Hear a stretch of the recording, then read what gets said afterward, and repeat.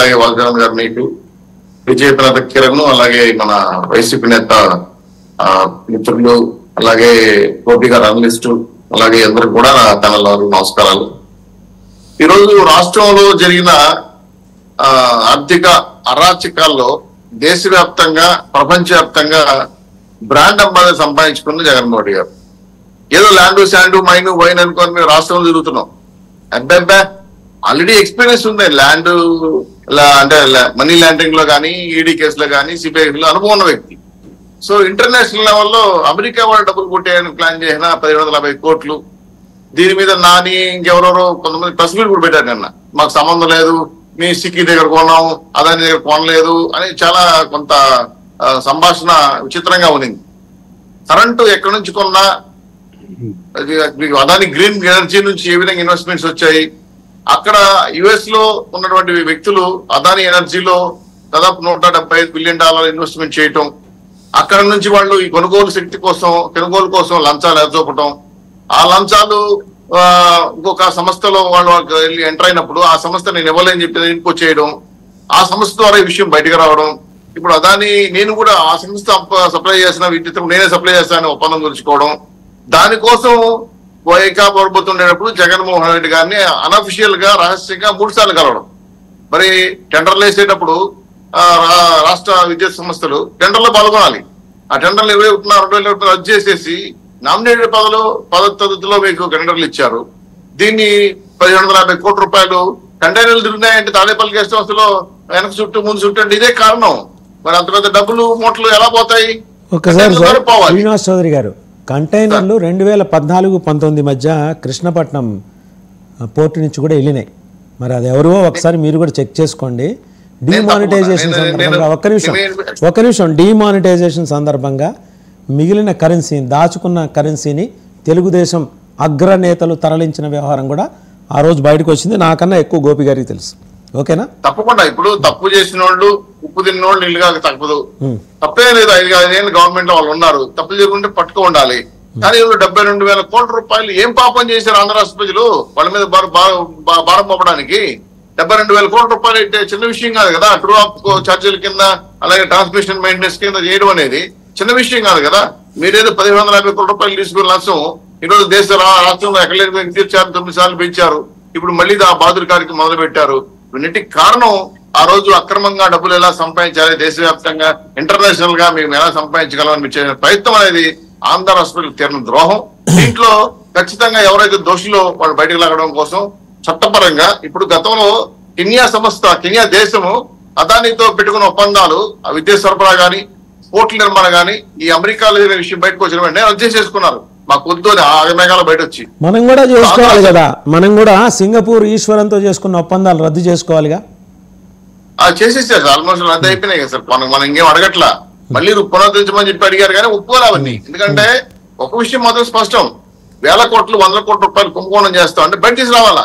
Singapore తో ఒప్పందం చేసినప్పుడు మేము కుంభకోణాలు పాల్గొనలేదు. 1,550 కోట్లు 600 కోట్లు 500 కోట్లు మీరు తీసుకోలేదు. జగన్మోహన్ రెడ్డి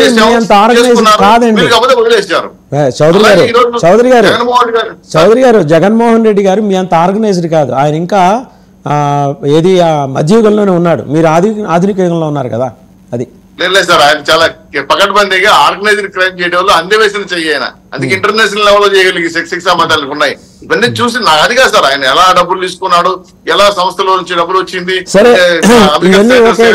ఎలాగో ఎస్టాబ్లిష్ అయిపోయింది నేరం. ఇవన్నీ మొన్న యూరోప్ ట్రిప్ లో రోజా గారు అక్కడ ఎవరితో మంతనాలాడి ఈ డబ్బులు మళ్లించడానికి ఆవిడ కీలక భూమిక పోషించారు. ఆమె మీదైతే పెద్ద ఫోకస్ ఉండదు, అందువల్ల ఆమె ద్వారా నడిపించారు జగన్మోహన్ రెడ్డి గారిని ఒక కథనం. అందుకోసం వల్లభనేని వంశీ, కొడాలి నాని కూడా కొన్నాళ్ళు దేశంలో లేరు. మీరు జాగ్రత్తగా గమనిస్తే సార్. ముందు ఎలక్షన్ ముందే స్పెషల్ ఫ్లైట్ లో లండన్, ఆస్ట్రేలియా, చాలా దేశాలు తిరిగి వచ్చాడు, యూకే తీసుకొచ్చాడు. ఇవన్నీ చూసినప్పుడు ఆయనతో పాటు ఇంకా వీళ్ళు కూడా వెళ్ళారు. రాజా గారు కూడా ఈ మధ్య బ్రెజిల్ వెళ్ళారు. ఫోటోలు కూడా నేను విజువల్ చూశాను. సరే వీళ్ళందరూ ప్రభుత్వం మునిగిపోతుందనగా విదేశీ పనులు ఎందుకు పెట్టుకున్నారంటే మనీ లాండరింగ్ విషయంలో ఎక్కడ ఇన్వెస్ట్ చేశారు, సౌత్ ఆఫ్రికాలో ఇన్వెస్ట్ చేశారా, బ్రెజిల్ ఇన్వెస్ట్ చేశారా, కెన్యాలో ఇన్వెస్ట్ చేశారా, అనేక అనుమానాలు ఎదుగుతున్నాయి. కాబట్టి ఖచ్చితంగా జగన్మోహన్ గారి పథకం అనేది మీ దగ్గర అనుమానాలే చౌదరి గారు, మీ దగ్గర అనుమానాలే. నా దగ్గర ఆధారాలు ఉన్నాయి. సౌత్ ఆఫ్రికా గోల్డ్ మైన్స్లో ఇన్వెస్ట్ చేశారు. మీకు చేతనైతే మీ కూటమి ప్రభుత్వానికి ఆయన అంటుంటాడు కదా, మీకు దమ్ము ఉంటే అని, వెళ్ళి అక్కడి నుంచి తీసుకురండి. గోల్డ్ మైన్స్లో ఇన్వెస్ట్ చేశారు జగన్మోహన్ రెడ్డి గారి బినామీ కంపెనీలు. ఇది స్పష్టంగా గవర్నమెంట్ ఆఫ్ ఇండియా దగ్గర ఉన్నాయి ఎవిడెన్స్. మీరు పెద్ద కష్టపడక్కర్లా, మీరు కాల్ చేసి మినిస్టర్ ఆఫ్ ఎక్స్టర్నల్ అఫైర్స్ని అడిగితే వాళ్ళ దగ్గర మొత్తం ఆధారాలు ఉంటాయి, మినిస్టర్ ఆఫ్ ఫైనాన్స్ దగ్గర. తప్పకుండా సార్ ఇవన్నీ బయటకు వస్తాయి. కేంద్ర ప్రభుత్వం ఎన్డీఏ గవర్నమెంట్ లో లిస్ట్ ఆఫ్ కంపెనీలు ఎన్ని ఇన్వెస్ట్ చేశారు, ఏ మైన్స్ ఇన్వెస్ట్ చేశారు, విజయసాయి రెడ్డి ఎవరు దానికి నాయకత్వం వహించారు, ఆస్ట్రేలియా ఎందుకు పోయాడు, అక్కడ నుంచి బొగ్గు గనుల్లో ఎందుకు ఇన్వెస్ట్మెంట్ ప్రయత్నం చేశారు. అదాని జగన్మోహన్ రెడ్డి గారు సత్సంబంధం ఉండబట్టే కాబట్టి ఆర్థిక లావాదేవీలు బలంగా జరిగాయి. కాబట్టి దీనికి న్యాయ నిపుణులు, కోర్టులు, చట్టాలు ఏ రకంగా తీసుకురావాలి. అక్కడైతే కెన్యా దేశం వాళ్ళు వద్దనుకున్నారు. ఇప్పుడు మన ఆంధ్ర రాష్ట్రం దేశంలో రాష్ట్రం కాబట్టి కేంద్ర రాష్ట్ర సంబంధాల్లో రాష్ట్రాలు ఏ విధంగా న్యాయ సంబంధమైన సమస్యలు చర్చించి నిపుణులు సలహా తీసుకొని ఖచ్చితంగా జగన్మోహన్ రెడ్డి జైలు పోయేది మాత్రం చాలా స్పష్టంగా కనబడతా ఉంది. ఇంటర్నేషనల్ లెవెల్ క్రైమ్ చేయాలి మహా ముఖ్యమంత్రిగా 17A కింద గవర్నర్ అనుమతి కోరాలి. ఇవాళ రేపో చీఫ్ సెక్రటరీ వెళ్ళబోతున్నారు, గవర్నర్ని కలవబోతున్నారు. అంటే అఫీషియల్ ప్రొసీజర్ ఉంటుంది కదా, ముందర ప్రధాన కార్యదర్శి వెళ్తారు, తర్వాత తెలుగుదేశం పార్టీ శాసనసభ పక్ష నాయకుడు వెళ్తారు, అంటే లీడర్ ఆఫ్ ద హౌస్ వెళ్తారు. ఈ ప్రొసీజర్ ఇవాళ రేపు అది జరగచ్చు అంటున్నారు. ఎప్పుడు మీకేమైనా సమాచారం ఉందా? తప్పకుండా ఆ దిశగా అడుగులు వేస్తున్నారు సార్. నేను శాసనసభలో కూడా మొన్న ముగిసిపోయే ముందు రోజు బాబు గారు అన్నారు.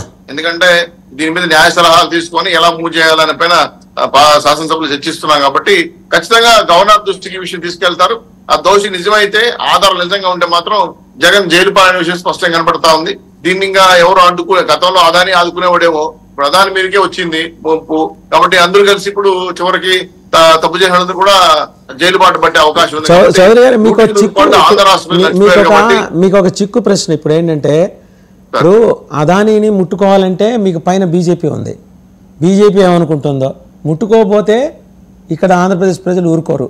మరి కూటమి ప్రభుత్వం దీన్ని ఎలా హ్యాండిల్ చేస్తుంది? రేపు పొద్దున మీకు కూడా అదానికి అవసరాలు ఉంటాయి కదా సార్. నాకు తెలిసి అదానీ గారు మోడీ గారి మధ్య సంబంధాల గురించి పక్కన పెట్టినా కేంద్ర రాష్ట్ర ప్రభుత్వాలు రెండు తప్పు చేస్తే మోడీ గారు ఒప్పుకుంటారని నేను అనుకోవట్లా. మోడీ గారు కఠినంగా నిర్ణయించుకుంటారు. ఖచ్చితంగా ఆధారాలు తీసుకొని వచ్చి ఆధారాలు చూపిస్తే మాత్రం ఎవరు క్షమించరు. అందులో విదేశాల డబ్బులు కూడా మనం ఈ విధంగా ₹1,00,000 తీసుకుంటామంటే నాకు తెలిసి ప్రధానమంత్రిగా ఆయన ఎట్టి పరిస్థితుల్లో యాక్సెప్ట్ చేసే పరిస్థితి లేదు. అదాని ఒక పారిశ్రామికవేత్తనే కాదనట్లేదు, ప్రధానమంత్రి చెప్పారు కూడా పారిశ్రామికవేత్త. తప్పు చేస్తే ఖచ్చితంగా శిక్ష పడాల్సిందే కదా. కాబట్టి అదాని దేశ గౌరవాన్ని కాపాడినప్పుడు అందరూ అప్రిషియేట్ చేస్తాం. ఈ రోజు అదాని సంస్థలు షేర్లన్నీ కూడా భారీగా దీంట్లో పడిపోయాయి షేర్ మార్కెట్ లో. ఇవన్నీ గమనించినప్పుడు తప్పు జరిగిందని ప్రజలు అనుకుంటే, గతంలో పనామా లీక్స్ అని అలాగే చాలా పత్రికల్లో విషయాలు వచ్చాయి, అప్పుడు కొట్టిపడేశారు లేదని చెప్పి నిజమే నమ్మాము. ఇప్పుడు మళ్ళీ ఇంకో అమెరికన్ గవర్నమెంట్ ఒక సంస్థ కేసు నమోదు చేయనప్పుడు అదాన్ని పారిశ్రామిక అయిండొచ్చు, ఇండియన్ అయిండొచ్చు, కానీ తప్పు చేయకూడదు కదా సార్. ఆ విషయంలో మోడీ గారి గవర్నమెంట్, ఎన్డీఏ గవర్నమెంట్ తప్పుల్ని కాస్తుంది అనుకోవటం లేదు. ₹1,00,000 నిజంగా జరుగుంటే మాత్రం మోడీ గారు క్షమించే ప్రసక్తే లేదు. అయితే రాష్ట్ర సంపదను ఈ విధంగా దాచుకోవడం అనేది చట్ట వ్యతిరేకం. ప్రజలు హర్షించరు.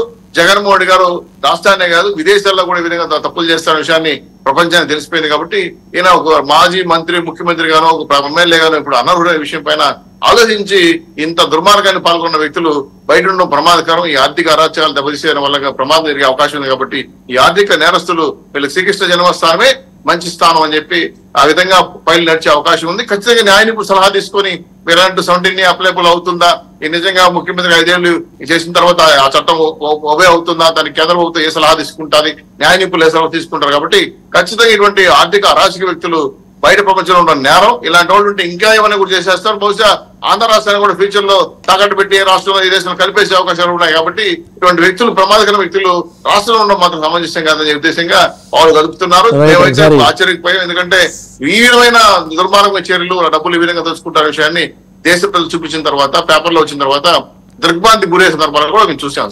శ్రీకాంత్ గారి దగ్గరికి వెళ్ళాం. శ్రీకాంత్ గారు, రోజా గారు, వల్లభనేని వంశీ